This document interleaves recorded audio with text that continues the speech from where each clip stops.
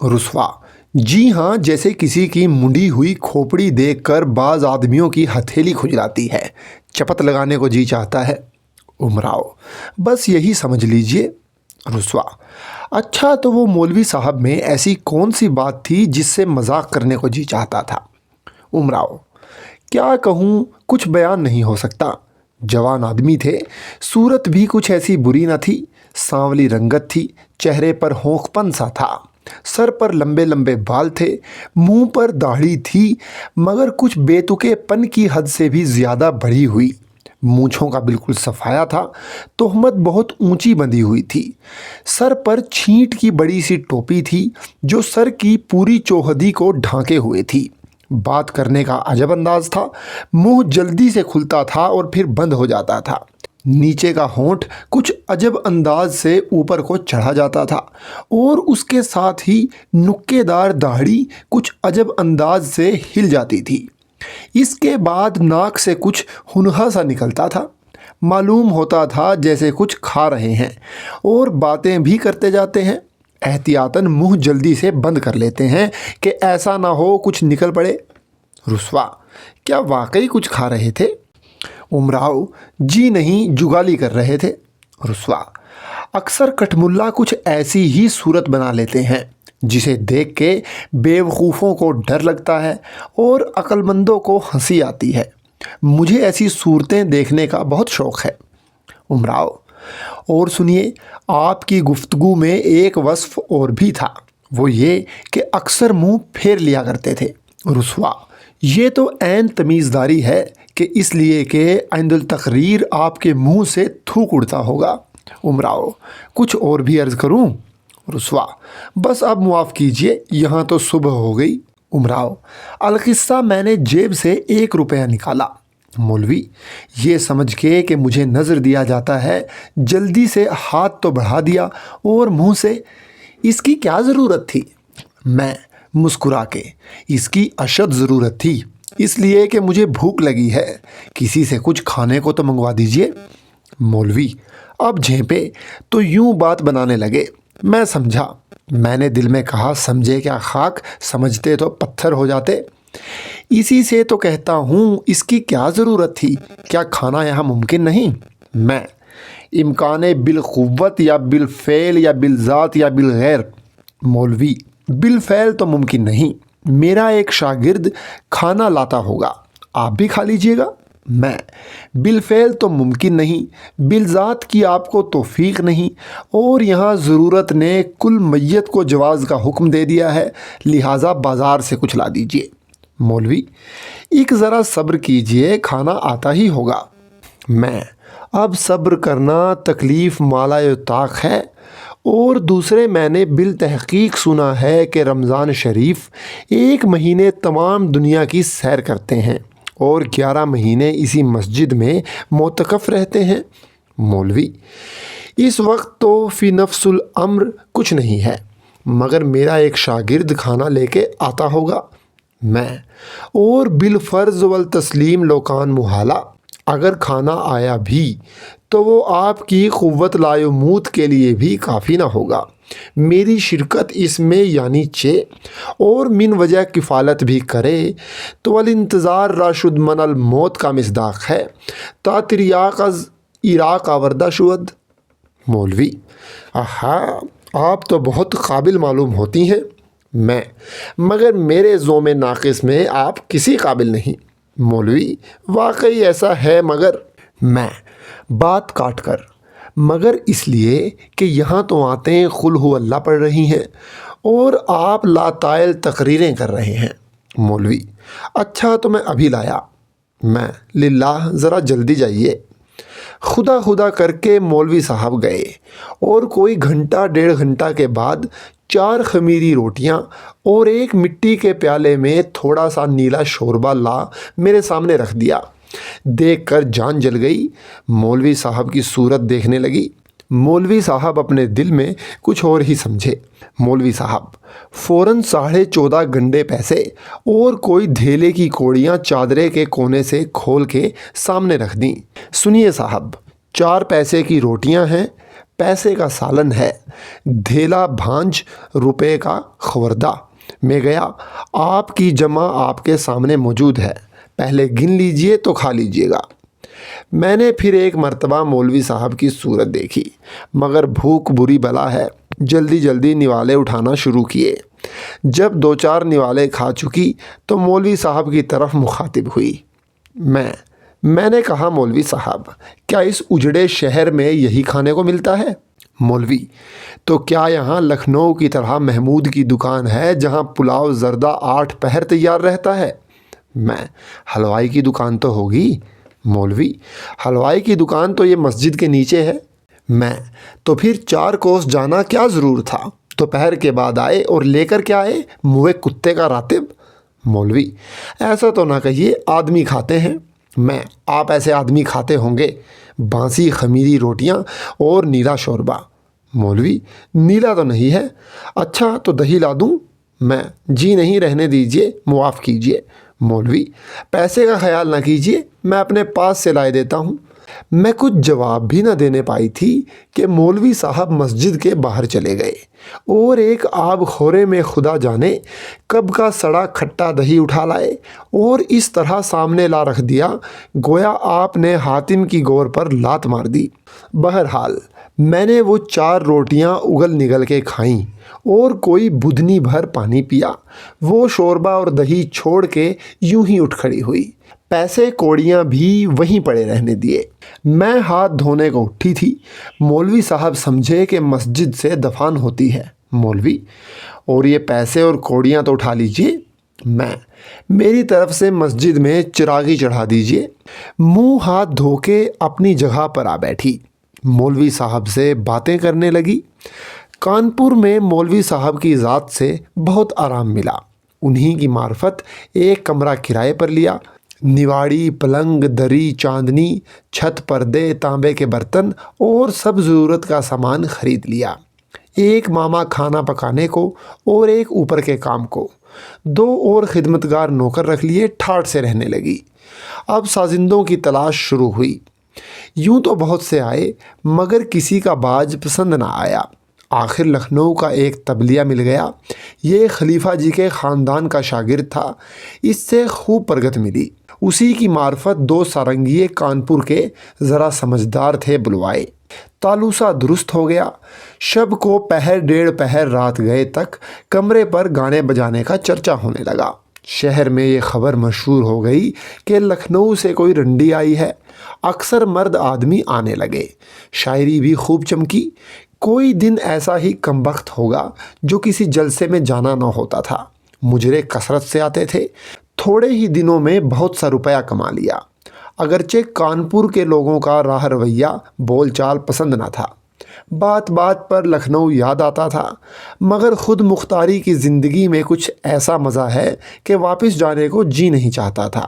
मैं जानती थी कि अगर लखनऊ जाऊंगी तो फिर खानम की नोची बनकर रहना पड़ेगा, क्योंकि इस पेशे में रहकर खानम से अलहदा रहना किसी तरह मुमकिन न था। एक तो इस सबब से कि तमाम रंडियां खानम का दबाव मानती थीं। अगर मैं अलग होकर रहती तो कोई मुझसे न मिलती। दूसरे, उम्दा साजिंदों का बहम पहुंचना दुश्वार था। नाच मुजरे का ढच्चर क्यों कर चल सकता था। जिन सरकारों में मेरी रसाई हुई थी वो भी खानम की वजह से थी। अगरचे मेरा शुमार अच्छे गाने वालियों में था, मगर इस काम के करने वाले लखनऊ में बहुत से हैं। अच्छे बुरे का इम्तियाज़ ख़ास लोगों को होता है, आम लोगों में नाम बिकता है। बड़े आदमियों की निगाह अक्सर ऊंचे ही कमरों पर जाती है। इस हालत में मुझे कौन पूछता। कानपुर में मेरे हौसले से ज़्यादा मेरी कदरदानी होती थी। किसी अमीर रईस के यहाँ कोई तकरीब शादी ब्याह की ना होती थी जिसमें मेरा बुलाना बाइसे फ़ख्र ना समझा जाता हो। बाहर जाकर इस बात का अंदाज़ा हो सकता है कि लखनऊ क्या चीज़ है। यहाँ एक साहब हज़रत शारिक लखनवी बहुत मशहूर हैं। उस्तादे मुसल्लिमुस सुबूत समझे जाते हैं। सैकड़ों आपके शागिर्द हैं।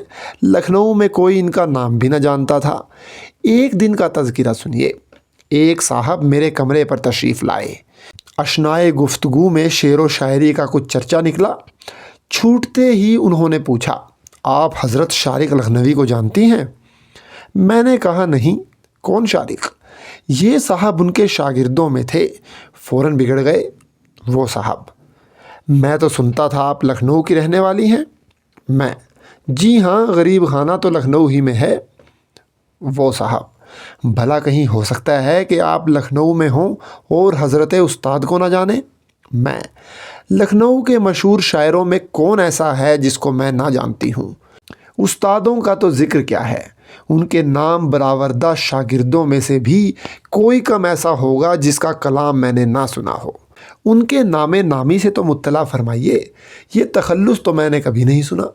وہ صاحب چیں بجبیں ہو کے: نام لینے سے کیا فائدہ؟ تخلص شرق و غرب تک اور شمال سے جنوب تک زبان زدے خلائق ہے۔ ہاں ہاں، آپ نہیں جانتی، نہ جانیں۔ میں: حضور معاف کیجیے گا، میرے نزدیک تو یہ شاعرانہ تعلی ہے، مگر آپ کے استاد ہیں، آپ کو ایسا ہی کہنا چاہیے۔ اچھا تو نام نامی سے تو مطلع فرمائیے، ممکن ہے کہ میں نے تخلص نہ سنا ہو، نام سے واقف ہوں۔ وہ صاحب: میر ہاشم علی صاحب شارق۔ میں: اس نام سے تو بے شک کان آشنا ہے۔ اتنا کہہ کے میں فکر کرنے لگی، یا الہی، یہ کون میر ہاشم علی صاحب ہیں؟ آخر ایک صاحب پر اشتباہ ہوا۔ آپ کے استاد مرثیہ خوانی بھی تو کرتے ہیں۔ وہ صاحب: جی ہاں، مرثیہ خوانی میں بھی ان کا مثل و نظیر نہیں۔ میں: بجا ارشاد ہوا، یعنی میر صاحب اور مرزا صاحب سے بھی بڑھے ہوئے ہیں؟ وہ صاحب: انہی صاحبوں کے ہم عصر ہیں۔ میں: بھلا کس کا مرثیہ پڑھتے ہیں؟ وہ صاحب: کسی کا مرثیہ کیوں پڑھنے لگے، خود تصنیف فرماتے ہیں، ابھی 27ویں رجب کو نیا مرثیہ پڑھا تھا، عام شہرا تھا۔ میں: تو آپ کو یاد ہوگا؟ وہ صاحب: مطلع تو نہیں، تلوار کی تعریف میں ایک بند پڑھا تھا، وہ مجھے کیا تمام شہر کی زبان زد ہے، قلم توڑ دیا ہے۔ ذرا ارشاد کیجیے گا، میں بھی مستفید ہوں۔ نکلی غلاف نور سے تفسیر جوہری۔ میں: سبحان اللہ، اس بند کے تو دور دور تک شہرے ہیں، 5 مصرے مجھ سے سن لیجئے، واقعی کیا کلام ہے۔ وہ صاحب بہت ہی خوش ہو کے: جی ہاں، آپ نے مرثیہ لکھنؤ میں سنا ہوگا، وہی تو میں کہتا تھا کہ لکھنؤ کی رہنے والی اور پھر شعر و سخن کا شوق حضرت شارق کو نہ جانتی ہوں، تعجب ہے۔ اچھا، اب میں سمجھا مذاق تھا۔ میرے جی میں تو آیا کہ کہہ دوں کہ آپ کے استاد مر کے بھی جئیں تو ایسا بند نہیں کہہ سکتے، مرزا دبیر صاحب مرحوم کا کلام ہے، مگر پھر کچھ سمجھ کر چپ ہو رہی۔ رسوا: واقعی آپ نے بڑی عقل مندی کی، ورنہ بیچارے کی روزی میں خلل آتا۔ میر ہاشم علی شارق پر کیا موقوف ہے؟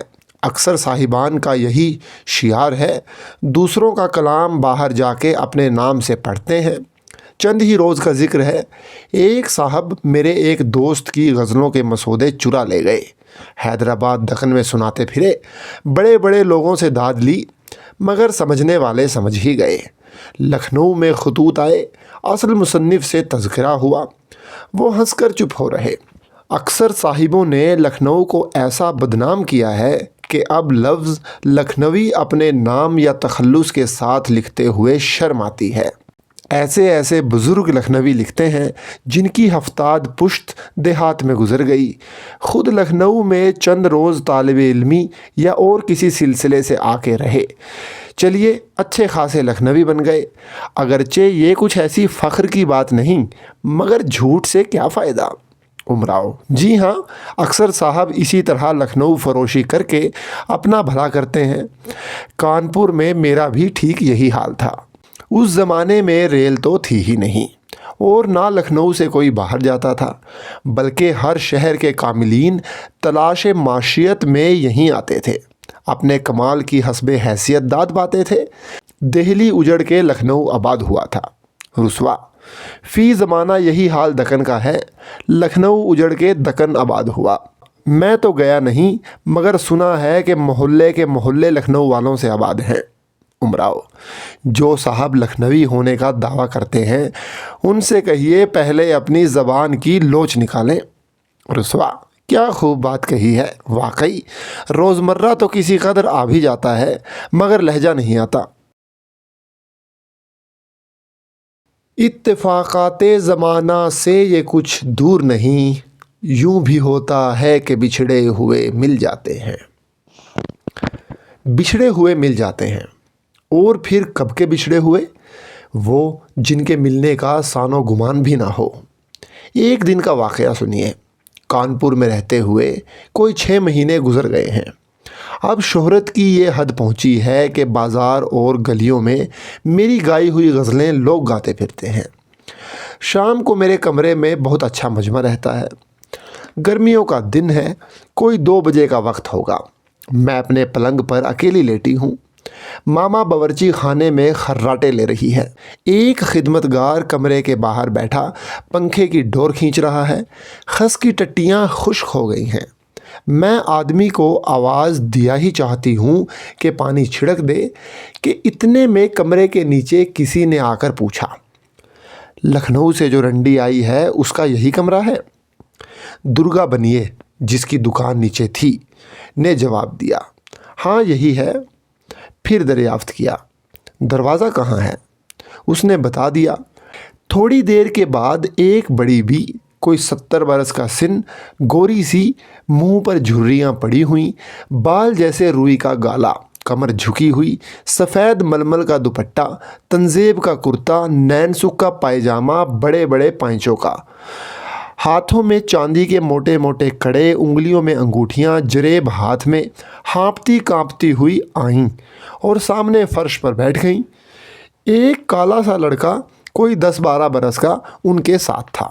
وہ کھڑا رہا۔ بڑی بھی، لکھنؤ سے تم ہی آئی ہو؟ میں، جی ہاں۔ اتنا کہہ کے میں پلنگ سے نیچے اتر آئی، پاندان آگے کھسکا دیا، آدمی کو حقے کے لیے آواز دی۔ بڑی بھی، ہماری بیگم نے تمہیں یاد کیا ہے، لڑکے کی سالگرہ ہے، زنانہ جلسہ ہوگا، تمہارا مجرا کیا ہے؟ میں، بیگم صاحبہ مجھ کو کیا جانے؟ بڑی بھی، تمام شہر میں تمہارے گانے کی دھوم ہے، دوسرے تمہارے بلانے کا یہ بھی ایک سبب ہے کہ بیگم صاحبہ بھی لکھنؤ کی رہنے والی ہیں۔ میں، اور آپ بھی تو لکھنؤ کی ہیں۔ بڑی بھی، تم نے کیوں کر جانا؟ میں، کہیں بات چیت کا قرینہ چھپا رہتا ہے؟ بڑی بھی، ہاں میں بھی وہیں کی رہنے والی ہوں۔ اچھا تو اپنا مجرا تو بتاؤ، ابھی بہت سا کام پڑا ہے، مجھے دیر ہوتی ہے۔ میں، مجرا تو میرا کھلا ہوا ہے، سب جانتے ہیں 50 روپیہ لیتی ہوں، مگر بیگم صاحب لکھنؤ کی رہنے والی ہیں اور انہوں نے قدر کر کے بلایا ہے تو ان سے کچھ نہ لوں گی۔ جلسہ کب ہے؟ بڑی بھی، آج شام کو۔ اچھا تو یہ روپیہ کھچڑی کا تو لے لو، باقی وہاں آ کے سمجھ لینا۔ میں، روپیہ لے لیا۔ اس کی کوئی ضرورت نہیں تھی، مگر اس خیال سے کہ بیگم صاحب برا نہ مانے، روپیہ لے لیتی ہوں۔ اچھا اب یہ کہیے کہ مکان کہاں ہے؟ بڑی بھی، مکان تو ذرا دور ہے، نواب گنج میں ہے، یہ لڑکا شام کو آئے گا، اسی کے ساتھ چلی آنا، مگر اتنا خیال رہے کہ کوئی مرد ذات تمہارے ملنے والوں میں سے تمہارے ساتھ نہ ہو۔ میں، اور سازندے؟ بڑی بھی، سازندے خدمتگار ان کی مناہی نہیں ہے، کوئی اور نہ ہو۔ میں، جی نہیں، یہاں میرا کون ایسا ملاقاتی ہے جسے ساتھ لاؤں گی، خاطر جمع رکھیے۔ اتنے میں خدمتگار نے حقہ تیار کیا۔ میں نے اشارہ کیا، بڑی بی کے سامنے لگا دو۔ بڑی بی مزے لے لے کے حقہ پینے لگیں۔ میں ایک پان پر کتھا چونا لگا کے، ڈلیوں کا چورا ڈبیا میں پڑا ہوا تھا، ایک چٹکی اس کی اور الائچی کے دانے پاندان کے ڈھکنوں پر کچل کے گلوری بنا کے بڑی بی کو دینے لگی۔ بڑی بھی، ہائے بیٹا، دانت کہاں سے لاؤں جو پان کھاؤں؟ میں، آپ کھائیے تو، میں نے آپ ہی کے لائق پان بنایا ہے۔ بڑی بھی بیٹھ گئیں، پان لے کے کھایا، بہت ہی خوش ہوئیں۔ ہائے ہمارے شہر کی تمیزداری، اتنا کہہ کے دعائیں دیتی ہوئی رخصت ہوئیں۔ چلتے چلتے یہ کہہ گئیں کہ ذرا دن سے آ جانا، گھڑی بھر دن رہے گرہ لگائی جائے گی۔ میں، اگرچہ مجرے کا دستور نہیں ہے، مگر خیر بیگم صاحب نے یاد کیا ہے تو میں سویرے سے حاضر ہو کر مبارکباد گاؤں گی۔